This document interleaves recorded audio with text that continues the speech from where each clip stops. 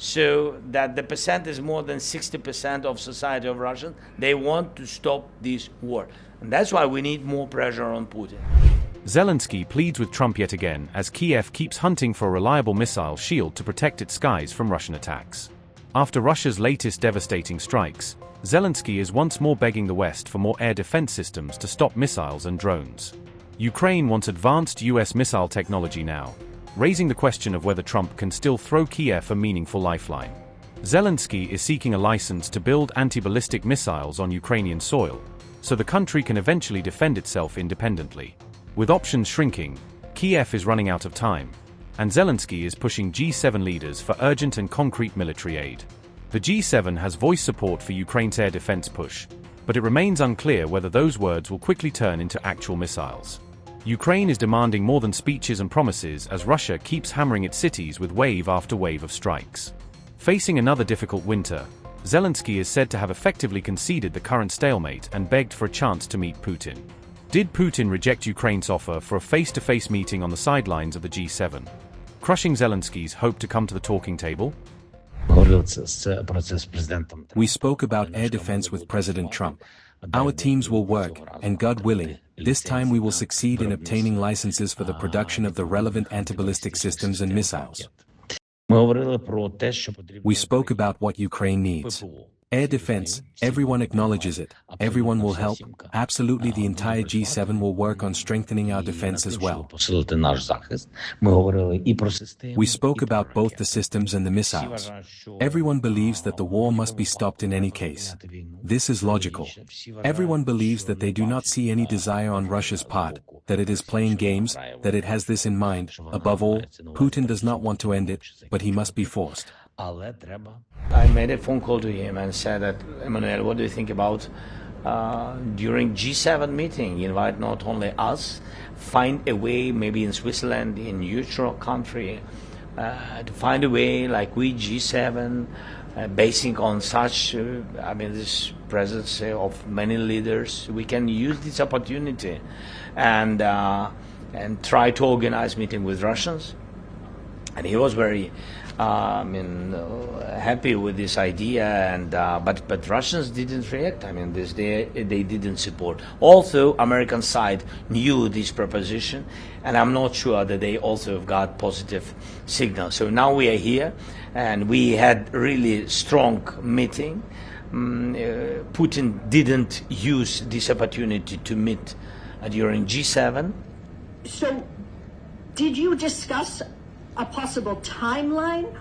Yes, I know that he made a lot of propositions, again through different leaders. Putin, to come to Moscow. But this is such games. We don't play such games. So we need some third country. It's not Russia. It's not Ukraine.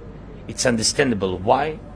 So it can be Switzerland. It can be Turkey. It can be Middle East countries.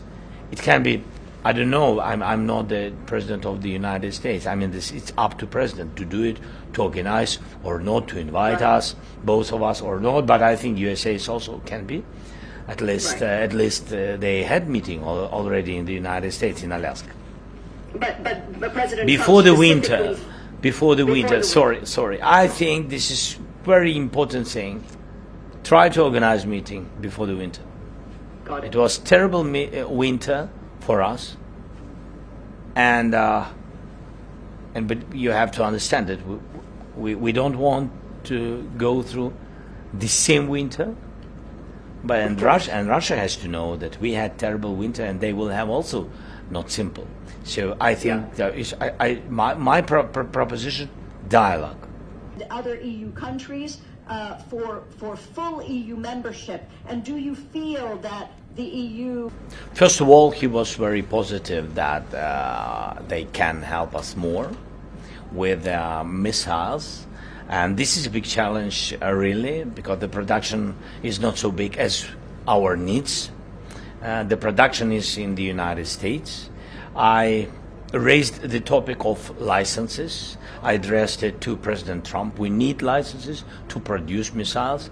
We have capabilities different. It's difficult to produce Patriot systems and missiles. Yes, I know. I had a lot of Believe me, I had a lot of meetings and calls with Raytheon, with its company, with their management CEOs, and etc. I know I'm deeply in this topic, but in any way, we want to increase their production if they will be okay, and if President Trump will support this idea. But now he was positive. Mr. Yermak, was that a sign that you? He was positive. Yes. He was positive. Okay. Yeah, he was positive. Yes, I hope when President Trump is positive, I hope it's yes.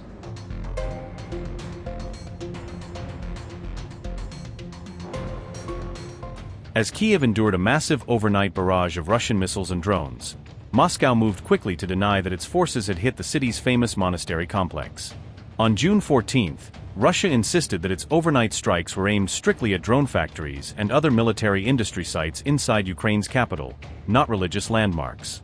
The attack unfolded during what Kiev described as its heaviest air raid in nearly 2 weeks, with air raid sirens and interceptor launches echoing across the city for hours. Amid the chaos, a fire broke out at Kiev's Petrovsk-Lavra Monastery complex, sending flames and smoke into the night sky and sparking immediate outrage and confusion.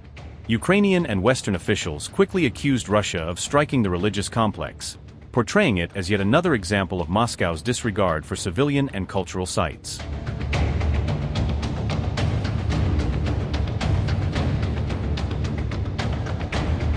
Russia's defense ministry has flatly rejected claims that its forces targeted the monastery, insisting that no Russian missile was aimed at the Petrovsk-Lavra.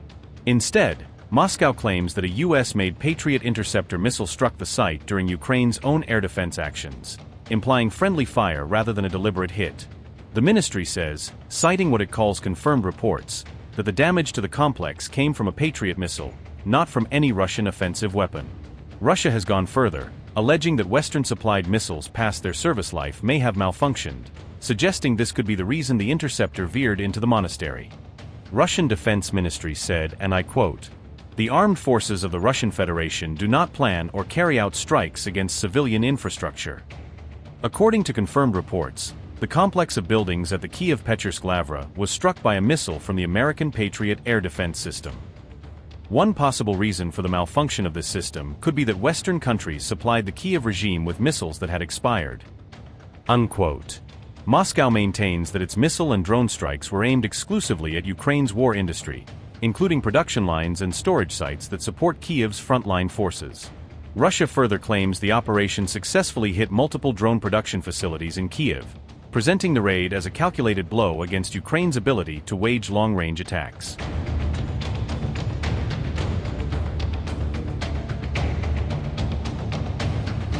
Russia launched a massive overnight missile and drone assault on Kiev, once again placing Ukraine's capital under sustained attack. Ukrainian authorities said at least 4 people were killed and 23 others injured during the June 15th strike. Preliminary reports indicate that Russia used more than 50 missiles alongside nearly 500 drones in one of the war's largest aerial barrages. Ukraine also claimed that several Zircon hypersonic missiles were among the weapons launched during the attack. A major strike reportedly hit the historic Assumption Cathedral inside the renowned Kiev Petrovsk-Lavra complex. The monastery is regarded as one of Ukraine's most important religious, cultural, and historical landmarks. According to officials, the strike marked only the 3rd time the site has been damaged since the end of World War II. Ukrainian religious leaders condemned the attack, describing it as a crime against history, culture, and Christianity. This as explosions were reported across the city throughout the night as air defense systems worked to intercept incoming threats. Apartment buildings sustained damage in the Obolon, Solomiansky, Pechursk, Podol, and Shevchenkivsky districts of Kiev. Warehouses, commercial properties, homes, and a vegetable market were also reportedly damaged in the strikes. Russia also targeted transmission lines, leaving around 140,000 electricity subscribers without power as authorities assessed the full extent of the damage.